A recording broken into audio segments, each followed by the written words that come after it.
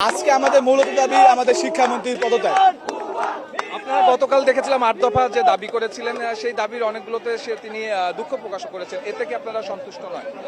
এটাতে আমরা কিভাবে সন্তুষ্ট হই? আমরা আরেকটা দাবি ছিল যে আমাদের আজকে পরীক্ষাটা স্থগিত হোক, সে তো আমাদের কথা মানেনি। আমরা চেয়েছিলাম চট্টগ্রাম বিভাগের সাথে একসাথে 16 তারিখে পরীক্ষাটা শুরু মানে 18 তারিখে পরীক্ষাটা শুরু করতে, কিন্তু সে তাও আমাদের দাবিটা মানেনি। সে বলছে যে আমরা দুঃখ প্রকাশ করতেছি, ফিজিক্সে যে দুইটা প্রশ্ন যে ভুল আসছিল সেই দুটোর আপনি করছেন, এটা তো যুক্তিযুক্ত হয় না। আমাদের 8টা দাবি তো সে তো কোনোটাই আমাদের পূরণ করেনি। এই কারণে আমাদের আজকে এই বিক্ষোভ মিছিলটা। যতদিন পর্যন্ত সে পদত্যাগ না করবে ততদিন আমরা চালিয়ে যাব আন্দোলনটা। আমাদের সে একটাই দাবি, উনি তো তার যোগ্য জায়গা থেকে তার দায়িত্বটা পালন করতে পারতেছে না ঠিক মতোভাবে। যদি এরকম এইচএসসির মতো পরীক্ষায় যদি এরকম দুইটা প্রশ্ন ভুল থাকে তাহলে তো তারা এভাবে নার্ভাস হয়ে যায়, তাহলে তার সেটা আর অ্যান্সার করতে পারবে না। এই জন্য আমরা তার দাবি চাই যে পদত্যাগ করুন। আমাদের এক দফা এক দাবি, শিক্ষামন্ত্রীর পদত্যাগ চাই আমরা। ওনার মতো মানুষের শিক্ষামন্ত্রী থাকার কোনো অধিকার নেই। উনি আমাদের মন থেকে পুরো উঠে গেছে, আমাদের উনার কোনো প্রয়োজন নেই। আজকে আমরা এখানে উনার জন্য কেন আমরা এখানে থাকবো?